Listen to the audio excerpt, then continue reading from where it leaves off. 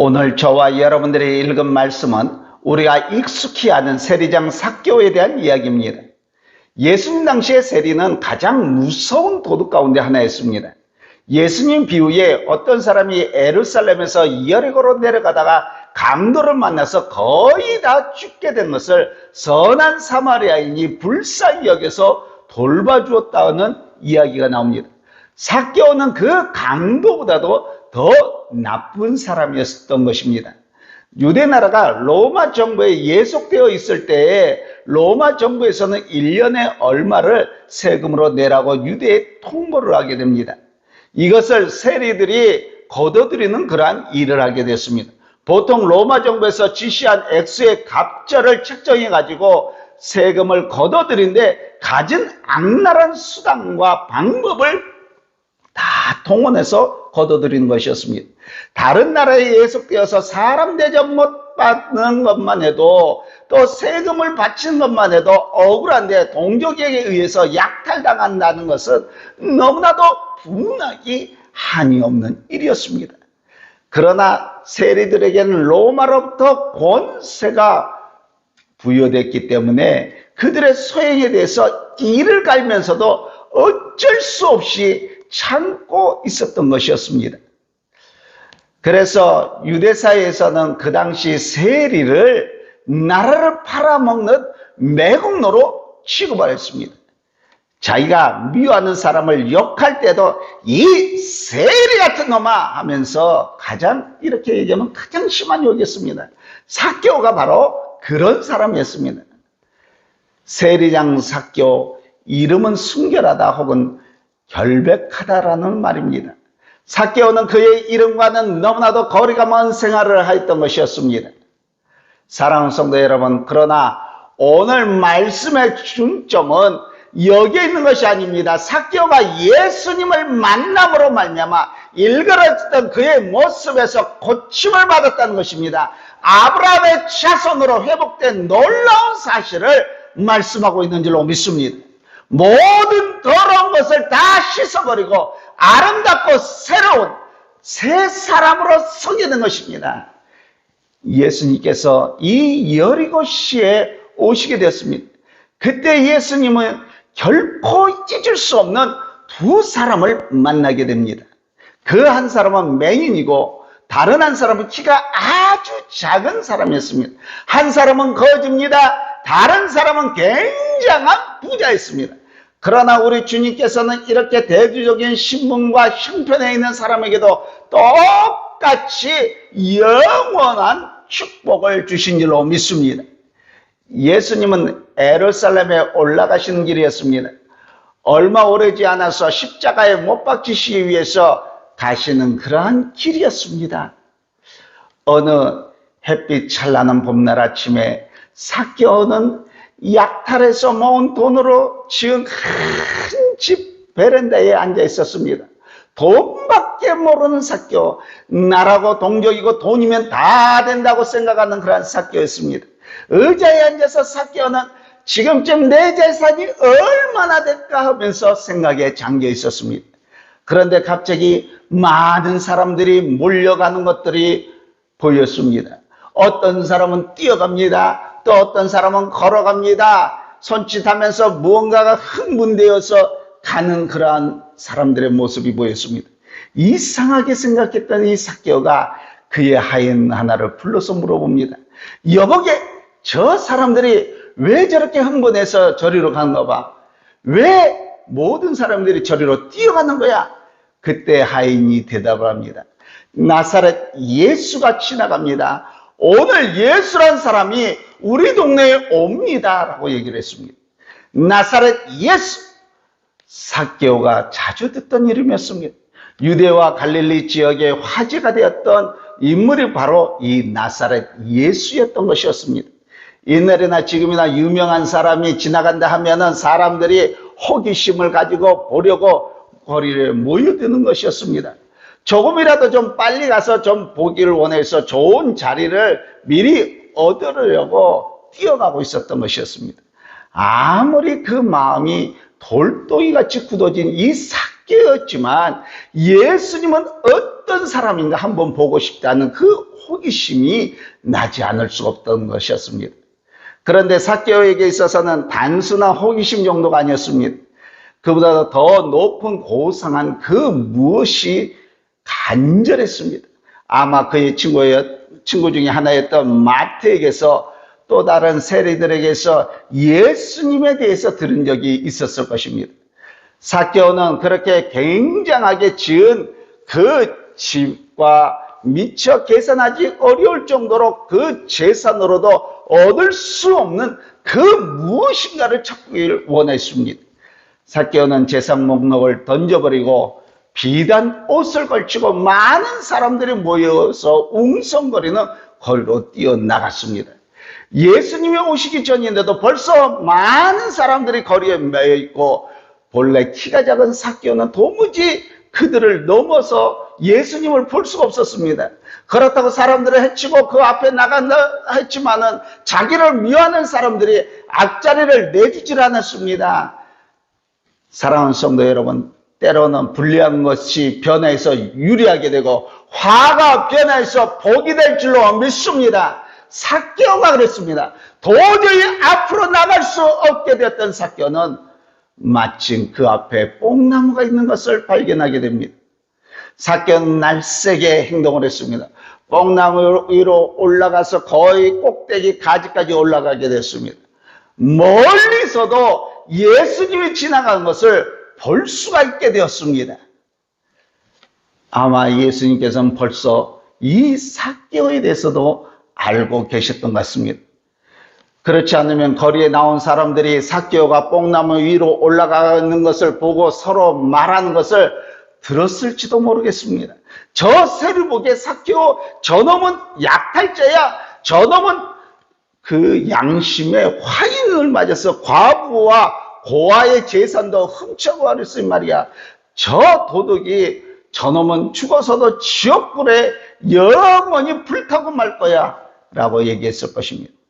사랑하는 성도 여러분, 만일 여러분들이 꿈과 계획을 성취하기를 원한다면 반대나 비판의 소리에 여러분들이 동의하거나 뒤를 돌아봐서는 아니 될 줄로 믿습니다. 사개오는 예수님을 보길 원했습니다. 그래서 거리에 있는 그 어느 누구보다도 유리한 뽕나무 꼭대기 위까지 올라가 있습니다. 어떠한 소리도 그가 올라가는 것을 방해하지 못했습니다.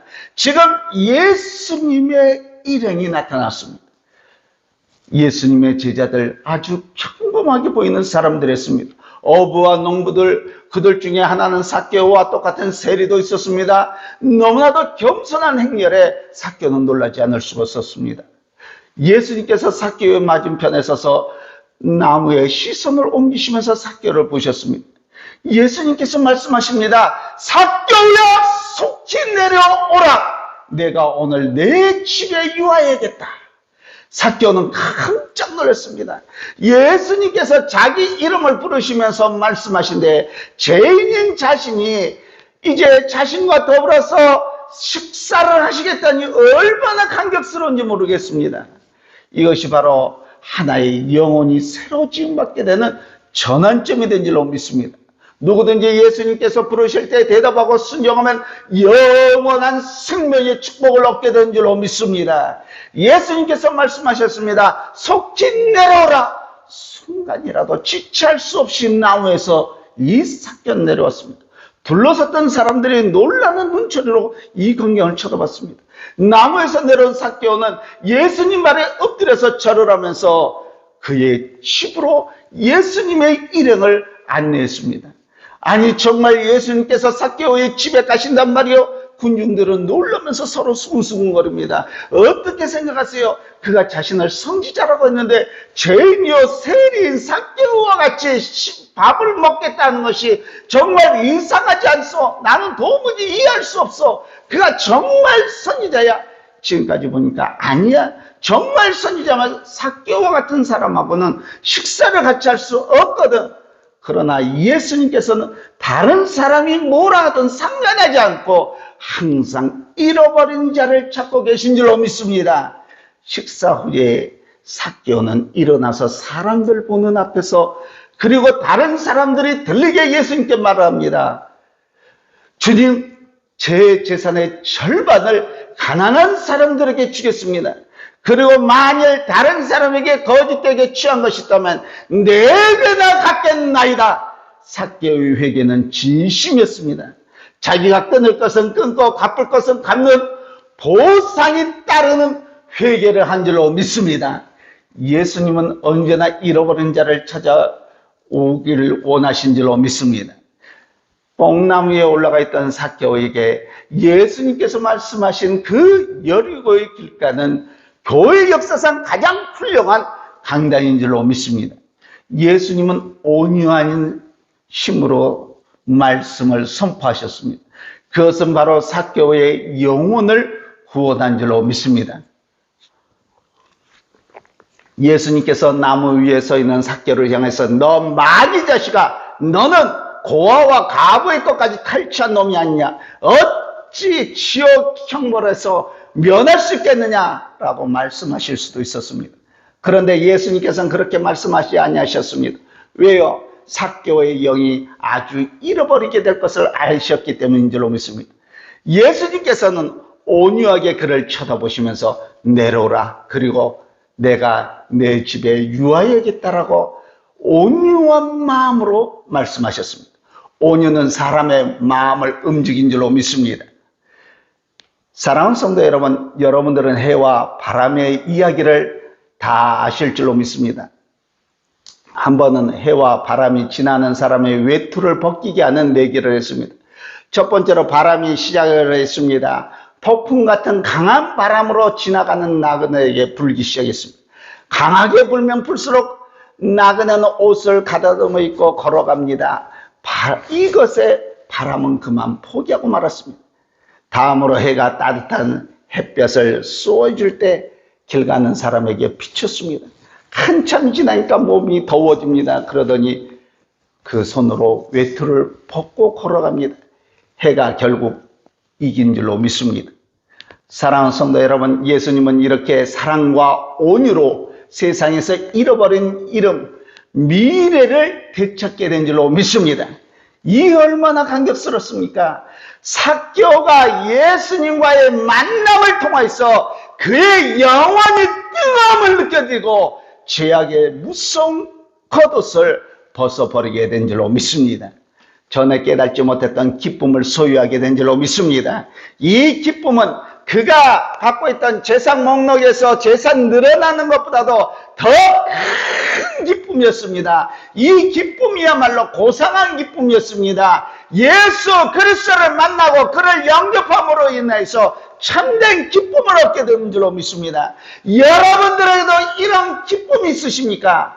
그리고 삭개오는 그에게 주어졌을 때 그 기회를 놓치지 않냐고 빨리 행동으로 옮겼습니다.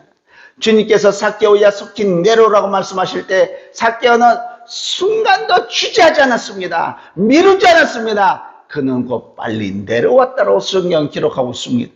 삭개오에 있어서 바로 그때가 처음이면서도 마지막 기회였던 줄로 믿습니다. 예수님께서 예루살렘을 향하여 가고 계셨기 때문에 그렇습니다. 다시 예루살렘으로 가신 적이 없었습니다. 기회는 언제나 있는 것이 아닙니다. 오늘 아니면 내일, 2주일 아니면 다음 주일, 금년 아니면 다음 해, 이렇게 평생 미루는 분은 혹시 아니 계십니까? 오늘 나의 마지막이 될 수 있다라고 여러분들은 생각해야 됩니다. 여러분들에게 오늘 마지막 날이 아니라고 누가 보장하겠습니까? 사랑하는 성도 여러분, 기회를 놓치지 마시기 바랍니다. 바로 오늘 이 시간에 우리에게 있어서 회개하고 하나님께 돌아가야 될 마지막 기회일지도 모릅니다. 여러분, 나사렛 예수님께서 우리 앞에 지나가십니다. 그를 만나길 원하십니까? 그가 여러분들을 위해서 무엇을 해주길 원하십니까? 삭개오를 보시기 바랍니다. 나무에서 내려와서 예수님을 그의 집에 모시고 그의 마음에 영원히 모실 때 영원한 기쁨을 얻게 된 줄로 믿습니다. 여러분도 이 기쁨을 얻기를 원하십니까? 거리에서 그렇게 많은 사람들이 예수님을 구경하러 나갔습니다. 그러나 진정 예수님을 만난 사람은 오직 삭개오밖에 없었던 줄로 믿습니다. 예수님과의 만남의 그 기회를 삭개오는 가져서 그 기회로 말미암아 새 사람이 되었습니다. 구원함을 받았습니다. 우리도 예수님과 이런 만남을 가져야 될 줄로 믿습니다. 여러분들의 새 사람이 되기를 원하십니까? 구원받기를 원하십니까? 예수 그리스도를 만나시기를 우리 주 예수 그리스도의 이름으로 간절히 축원합니다. 오늘 하나님께서 예배드리는 저와 여러분들에게 이 삭개오와 같은 예수님을 만나서 구원함을 받아서 새 사람을 받는 이 축복을 주시기를 오래 주 예수 그리스도의 이름으로 간절히 축원합니다.